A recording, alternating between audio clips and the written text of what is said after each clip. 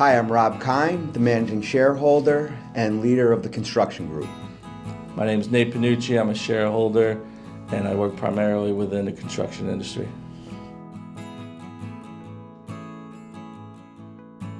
Thiel Becker has a wide range of contractors in the construction industry. We serve both general contractors, subcontractors, and a lot of specialty contractors as well. In terms of services that we provide, we can be from the tax-only group all the way up to an audit or compilation or review included as well. There's a wide range of clients that we deal with. Some might have top-line revenue of $1 million. Some we deal with all the way up to a couple $100 million. So we have a lot of different experiences between everybody within the building, and you get to see a lot of different industries. So one of the first things we look at is what type of entity the contractor is set up as. We want to make sure they're a pass-through entity, so either an LLC or an S-Corp. We feel those are the best entities set up for them to be in. Also, we're going to look at if they'd be available to be under the cash basis of accounting. So if you're under 25 million, that's an advantage for a company to be on the cash basis of accounting. We feel in the construction industry, they're stuck with a lot of large receivables and underbilling, so we'd like for them not to have to pay tax on those until they're collected. Also gives you a little flexibility for tax planning around year end, whether you bring things in, pay bills, buy equipment in time. When we bring in a new client, one thing that I like to always do is just talk with the client, kind of get an understanding of their business. I think Rob covered a lot of great technical areas there, but I think there's just a lot of experience that we've had with clients and getting to understand their businesses. We can talk to them about maybe some efficiencies that we see within their business, their accounting department, their finance team, what they're doing maybe that other groups are doing. So we can come in, we can kind of see what they're doing, and we can kind of take a look and see if there's any suggestions that we could make that maybe is not a direct tax benefit, but there's other ways to maybe give them some efficiencies to save some money as well. I think that's something that we've always kind of done when we brought in new clients, is sit down with them, have some great conversations, and kind of understand their business as a whole. There's no magic pill for taxes. If customers are making a lot of money, there's probably going to be some taxes involved, but we feel it's our job to look at all the avenues we have and make sure they're at least paying the least amount of taxes under the current rules. QBI is big. We want to make sure that our companies are getting the qualified business deduction. The other thing is New York State has the pass-through entity tax. We want to make sure that the New York entities are taking advantage of the pass-through entity tax. And those are little things that can cut percentage points off of a customer's tax. So, it might not be saving them tax on all their income, but at least you're getting them 5, 6, 7% of a deduction, which can really make a difference on somebody. Like I said, we've been blessed with companies that are making $5, $10 million, so 6% of that can be a substantial amount of money.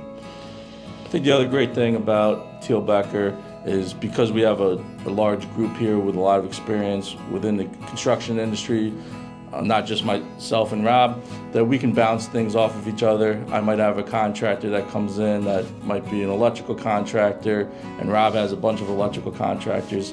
I can say, hey, can you take a quick look at this, see is there anything that you've seen from your current clients that maybe they're not taking advantage of. So that's something that we're always trying to do with each other.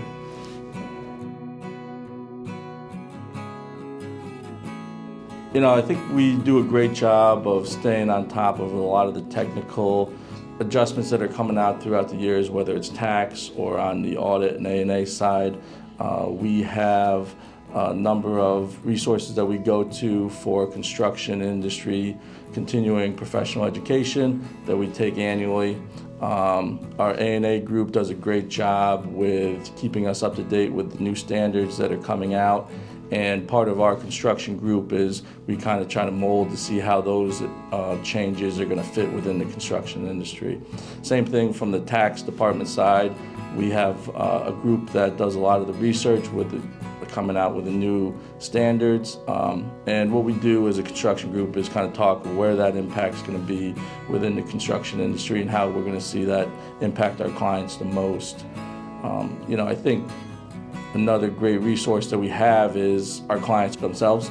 We like to get out there, talk to them throughout the year. We kind of get a great understanding of what they're going through. I think those are things that are important to understand, some of the pain points that they might be incurring during the year, and that keeps us current with what's going on within the industry. Well, our group, we try and meet periodically. We probably meet at least quarterly during the year. We have a group of professionals with, like myself, has been in the industry for over 25 years. So when we get together, we can strategically talk about things we've seen on different clients, learn from each other and help each other. We try and have someone from the tax department as well as the auditing department on our group so they can pitch in and let us know the updates that we need to know for our customers.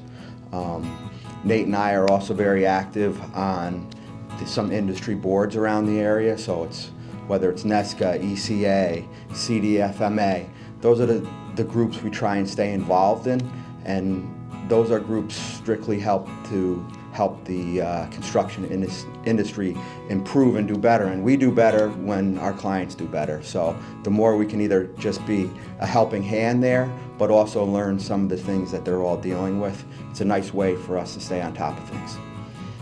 Yeah, I think that's great about some of those groups, Rob, we're all talking to not only just our clients that are there, part of those groups, but other people that are not our clients. And so we're getting to get a mix of everybody who's out there. So, it's always good to hear what everybody's seeing and what they're going through on a day-to-day basis.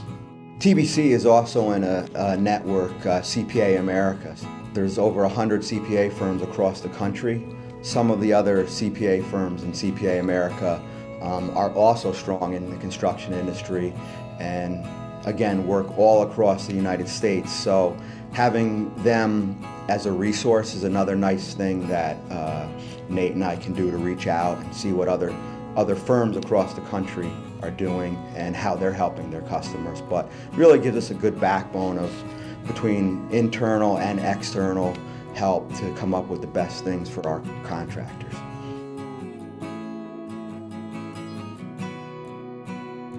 So some of the issues that our customers are dealing with the economy, rising interest rates, inflation, it's very important for contractors when they're bidding a job that might go 1 or 2 years long to know what the future costs might be. It's not their cost today. They have to know what could these costs look like in the next year or two. So it's very important for a contractor to look out, estimate what those inflation could be, and make sure they have that in their bid so they're not getting caught on the back end of a job. The interest rates rising, I think what it's done is it's may possibly slow the economy slightly. Some private jobs just can't go because the interest rates are rising so hard and the cost of materials are rising so much that, say, an apartment complex might not pencil out on paper and the job might not go through. So that obviously is going to hurt the contractors because the job's not available to be bid. Cash flow for contractors is always tight. They have large receivables, they have retainage. A lot of their costs are up front. If you have labor on a job, you're paying that weekly. You're not waiting to pay them in 60 days. That's upfront costs. So you're always in a cash flow crunch. Certain contractors do it better than others. They cover their costs, they make sure they get their billings in on time, and they work on their collections. They try and collect over 30 to 60 days, bring that money in, and then pay their bills. But again, it's always something that contractors have to deal with. They're always looking at cash, and certain contractors do it better than others, and those usually are the more successful ones. Some of the pain points that I've been seeing with some of our clients are just a changing internal world of their business, whether it's finding good internal help with their accounting department or changing with the technology that's out there today. I think that's something that's really been a big thing for a lot of our customers recently is adapting to new ways of working through the accounting, whether it's getting some new software in there that integrates with the software that the employees use out in the field, getting information back to their in-house accountants is a big change from when things were done on pencil and with paper. Yeah. I think the other thing is just in general finding skilled accountants for in-house. I think a lot of people are struggling with that. Some people aging out from their jobs and now they're trying to look and find somebody to bring in-house. We've seen that quite a bit. We're seeing that a lot more with our PAS divisions. There's a lot more requests out there for people looking for help internally, and one way that they're doing that is kind of looking outside of the traditional role of an in-house accountant.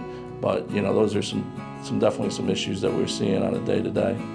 I know I have a handful of contractors right now looking for controllers, so it's a job that's in demand and there's just not enough people out there to take care of them. But anything we can do to help a client improve their internal controls is going to make them hopefully more profitable and make them a better company overall. Yeah, I think that's a great time to kind of take a look at their businesses, is maybe when they're going through some of those transitions with employees, is taking a look and seeing, are there some efficiencies here that maybe we've always done it one way? Is there maybe a better way that we can do that, help use some of this new technology that's out there?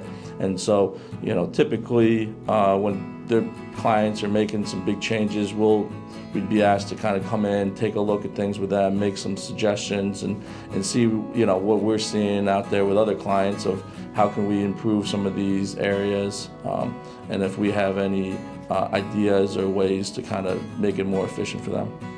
Our consulting business with contractors seems to be growing. I've noticed they want us more involved and helping them make the important decisions to make their business be more successful. What kind of working capital does the company need? What kind of jobs should we be bidding? What kind of jobs are most profitable for our company? Those are the things that we're getting involved in, and it's really an exciting time for us. Been in the industry for over 25 years and really love my clients, love the people I work with. These guys are risk takers. They're at risk every day, and that's kind of an industry that excites me, and I'm sure excites Nate and excites the rest of our team. And we're just glad to be a part of it. I've said it from day one, we're blessed to have some of the clients we have. And what they've taught me over the last 25 years, now I can bring to other companies and help them be successful.